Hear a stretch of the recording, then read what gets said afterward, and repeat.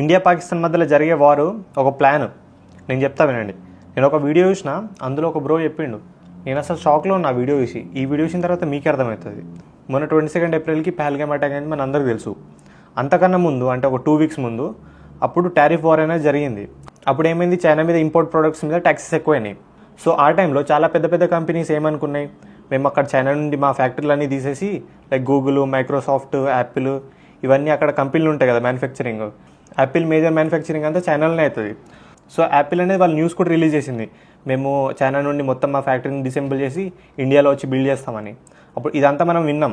So ఇలా జరగొద్దని ఈ China నా కొడుకులు ఏం చేసిరు, పాకిస్తాన్ చైనా మధ్యలో ఫ్రెండ్షిప్ ఉంది, ఇది అందరికీ మనకు తెలుసు.